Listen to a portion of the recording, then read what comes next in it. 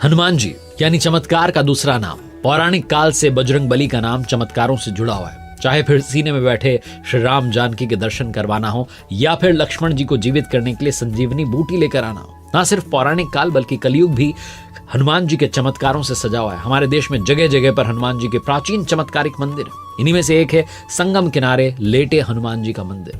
ये अपने आप में अनोखा मंदिर है। आइए इसकी कथा आपको सुनाते हैं, कथाएं विद आरजे कार्तिक में। आखिर क्या कारण है कि हनुमान जी यहाँ लेटी हुई अवस्था में, इस अवस्था में उनकी प्रतिमा क्यों है? संगम के किनारे जो मंदिर है, इसके बारे में कहा जाता है कि संगम स्नान के बाद अगर आपने यहाँ दर्शन नहीं किए तो आपका स्नान अधूरा माना जाता है। जो प्रचलित कथा है वो ये है कि इस लेटे हुए हनुमान जी के मंदिर में कहा जाता है कि एक बार एक व्यापारी हनुमान जी की भव्य मूर्ति लेकर जलमार्ग से चला आ रहा था।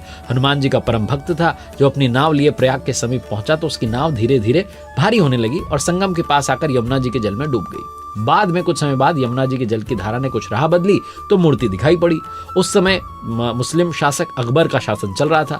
उसने हिंदुओं का दिल जीतने और अंदर से इस इच्छा के साथ कि वास्तव में हनुमान जी प्रभावशाली हैं, तो मेरी रक्षा करेंगे, ये सोच करके उनकी स्थापना किले के समीप करवा दी। लेकिन ये निराधार कथा लगती है, क्योंकि पुराणों की रचना वेद व्यास जी ने की थी, जिनका काल द्वापर युग में आता है। इसके विपरीत अकबर का शासन जो है 14वीं शताब्दी का था। अकबर के शासन के बहुत पहले ही पुराणों की रचना हो चुकी थी। सबसे प्रासंगिक कथा आपको सुनाता हूं, जो जनश्रुतियों के आधार पर मिलती है कि भगवान श्री राम जब त्रेता युग में आए, तब हनुमान जी अपने गुरु सूर्यदेव से अपनी शिक्षा दीक्षा पूरी करके विदा होते समय गुरु दक्षिणा की बात करते हैं। तो भगवान सूर्य ने हनुमान जी से कहा कि जब समय आएगा तो दक्षिणा मांग लो। हनुमान जी मान गए, किंतु फिर भी तत्काल में हनुमान जी ने बहुत जोर दिया तो भगवान सूर्य ने कहा कि मेरे वंश में अवतरित अयोध्या के राजा दशरथ के पुत्र राम अपने भाई लक्ष्मण और पत्नी सीता के साथ प्रारब्ध के भोग के कारण वनवास को प्राप्त हुए। जंगल में उन्हें कोई कठिनाई ना हो, कोई राक्षस उनको कष्ट ना पहुंचाए, इसका ध्यान रखना। सूर्यदेव की बात सुनी हनुमान जी अयोध्या की तरफ प्रस्थान करते हैं। भगवान सोचते हैं कि हनुमान ही सारे राक्षसों का संहार कर देंगे तो मेरे अवतार का उद्देश्य समाप्त हो जाएगा। इसलिए उन्होंने माया को प्रेरित किया कि हनुमान जी को घोर निद्रा में डाल दो। भगवान का आदेश प्राप्त करके माया उधर चली जिधर से हनुमान जी आ रहे थे। हनुमान जी जब चलते हुए गंगा जी के तट पर पहुंचे तब तक भगवान सूर्य अस्त हो चुके थे, रात्रि का समय हो गया था। हनुमान जी ने माता गंगा को प्रणाम किया और सोचा कि रात में नदी नहीं लांघता हूं, ये सोचकर के गंगा के तट पर ही रात्रि बिताने का निर्णय लिया। हनुमान जी के हृदय में अपने गुरु की आज्ञा पालन का संदेश उमड़ रहा था। निद्रा उन्हें आ नहीं रही थी, इसलिए आसन लाकर ध्यानस्थ होकर विचारमग्न हो गए। माया ने जब उन्हें ध्यानस्थ देखा तो डर गई, क्योंकि यदि प्रातः काल हो गया तो हनुमान जी अयोध्या पहुंच जाते और वो अपना कार्य प्रारंभ कर देते। तो हनुमान जी का तब ध्यान टूटा। उन्होंने सोचा क्यों ना सत्संग में रात बिताएं, तो ये सोचकर ऋषि भारद्वाज जी के आश्रम की तरफ चल पड़े। अब माया और निराश हो गई।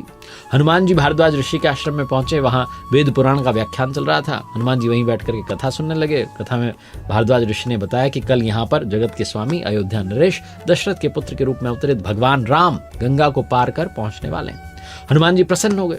अभी उन्होंने गंगा पार कर अयोध्या जाने का विचार त्याग दिया तथा वहीं संगम के तट पर ही रहकर भगवान जी की प्रतीक्षा करने का निर्णय लिया। रात्रिकालीन जो है समय था, तो उन्होंने सोचा कि यहीं पर लेट जाता हूं। थोड़े समय के लिए लेट गए, उन्हें निद्रा आ गई और इधर माया को अवसर मिल गया। उसने हनुमान जी को धर दबोचा। हनुमान जी घोर निद्रा में चले गए। इधर भगवान राम गंगा पार कर प्रयाग पहुंचते हैं। उन्होंने हनुमान जी को सोते हुए देखा तो वरदान दिया कि सोए हुए हनुमान की मूर्ति के जो दर्शन करेगा उससे बिना किसी प्रयास के ही मेरी प्राप्ति होगी। उस व्यक्ति को किसी तरीके के भूत प्रेत या धोखा षड्यंत्र इनका वो शिकार नहीं होना पड़ेगा। उसके सारे शत्रु स्वयं ही परास्त हो जाएंगे। इस तरीके से हनुमान जी को अमोघ वरदान देकर भगवान श्री राम भारद्वाज ऋषि के आश्रम और अक्षयवट का दर्शन करते आगे की यात्रा पर निकल गए। ये वरदान आज भी सत्य साबित हो रहा है। ये पुराण प्रसिद्ध सिद्ध हनुमान मंदिर का दर्शन जो है समस्त बाधाओं को, कष्ट को शांत कर देता है, हरने वाला। प्रातःकाल कहा जाता है कि जब गंगा देवी ने देखा कि एक प्राणी उनकी तरफ ही पांव फैलाकर सो रहा है तो उन्होंने अपने आप को अपमानित महसूस किया और हनुमान जी को डुबो दिया। सूर्यदेव ने जब प्रातःकाल देखा कि उनके शिष्य की दशा हुई है तो गंगा को शाप दिया कि तुम्हारा हृदय मैला है, जो ज्ञानवश तुमने एक सीधे साधे भोले प्राणी को दंड दे दिया। तुम्हारा सम्मान करते हुए हनुमान जी ने रात में तुम्हारे ऊपर से होकर गुजरना, लांघना नदी को अच्छा नहीं समझा और तुमने उसे शाप दे दिया। जाओ, आज से तुम प्राणियों के मरे शरीर और गंदगी ढोने वाली हो जाओ। गंगा नदी के दूषित होने से संसार के समस्त देव संबंधी और शुभ कार्य बाधित होने लगे। तो देवताओं ने भगवान सूर्यदेव से प्रार्थना की। तब भगवान सूर्यदेव ने कहा कि जा गंगे, तेरे जल के ऊपर मेरी किरणों के पड़ते ही तुम्हारे जल की पवित्रता बढ़ जाएगी। तुम्हारे जल से मेरा किया गया स्तवन पूजन कोटि गुना फल देने वाला हो। भगवान सूर्य के कहने पर गंगा जी ने कहा कि हनुमान चातुर्मास व्यतीत होते ही पुनः भगवान श्री राम की सेवा में उपस्थित हो जाएंगे। तब तक हनुमान जी किष्किंधा पर्वत पर सुग्रीव की सेवा में उनकी सेना में लगे रहे। चतुर्मास बीतने पर भगवान श्री राम सीता जी खोज करते किष्किंधा पर्वत पर पहुंचते हैं तो वहां उनकी मुलाकात भगवान जी से होती है। ये पौराणिक कथा है। कालांतर में कहा जाता है कि जब मुगल शासन के दौरान अकबर के समय में बादशाह अकबर ने उस सिद्ध तपोभूमि को अपने किले के रूप में परिवर्तित करना शुरू किया तो उसकी दीवार की सीध में सोए हुए हनुमान जी का मंदिर पड़ गया। उसने तब सोचा कि क्या किया जाए, तो उस मूर्ति को दूसरी जगह स्थापित करने के बारे में वो सोचने लगा। मूर्ति की खुदाई नीचे से कर ली गई, उसे उठाया जाने लगा, लेकिन बहुत सारे प्रयास के बाद भी मूर्ति उठाई नहीं जा सकी। भारी सामान उठाने वाले जो यंत्र थे उनसे भी उठाने की कोशिश की, लेकिन वो मूर्ति और भारी होती चली गई। जैसे जैसे उठा रहे थे वैसे वैसे वो धंसती चली जा रही थी। अंत में डर कर के अकबर ने उस मंदिर को हटवाने का काम बंद कर दिया और डर के मारे उसने हनुमान जी की पूजा आराधना की। ऐसा कहा जाता है जो भव्य किला था उसकी दीवार हनुमान जी के मंदिर की तरफ टेढ़ी है, आज भी आप देख सकते हैं। इस मंदिर के बारे में एक और बात जो प्रसिद्ध है वो ये है कि जब औरंगजेब का शासनकाल था तब उसने भी इस प्रतिमा को ऐसा हटाने की कोशिश की। उसने 100 सिपाहियों को लगा दिया, लेकिन वो भी प्रतिमा को हिला नहीं पाए। कहा जाता है कि हनुमान जी की जो प्रतिमा है इसके पीछे उनके पुनर्जन्म की कहानी भी जुड़ी हुई है। कहा जाता है कि जब वो लंका जीतने के बाद बजरंग बली अपार कष्ट से पीड़ित थे और मरणासन अवस्था में पहुंच चुके थे, बहुत थक चुके थे, तब मां जानकी ने इसी जगह पर उन्हें अपना सिंदूर देकर नया जीवन और हमेशा चिरायु रहने का आशीर्वाद दिया था। इसके साथ ही माता जानकी ने भी कहा था कि जो भी इस त्रिवेणी तट पर संगम स्नान पर आएगा उसको संगम स्नान का असली फल तभी मिलेगा जब वो हनुमान जी के दर्शन करेगा। माता जानकी के सिंदूर दिए जाने के बाद से ही इस मंदिर में आने वाले भक्त जो है बजरंग बली को सिंदूर का दान करते हैं, जिसे बहुत शुभ माना जाता है। हनुमान जी की इस मंदिर में जो प्रतिमा है वो दक्षिणाभिमुखी है, यानी कि दक्षिण की तरफ मुख है और 20 फीट लंबी है। कहा जाता है कि ये ग्राउंड लेवल से, धरातल से जो है 6 से 7 फीट नीचे।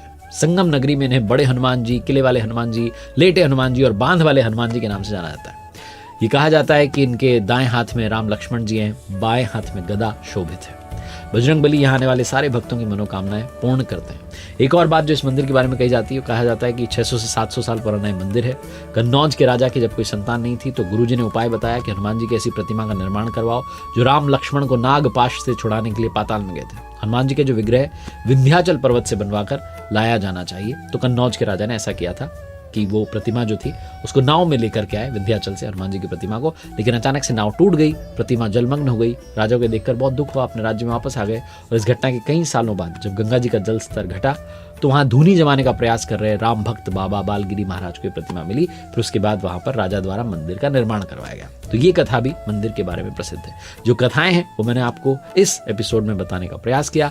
लेटे हुए हनुमान जी की कृपा हम सभी भक्तों पर बनी रहे। जय जय श्री सीताराम, जय श्री बालाजी महाराज।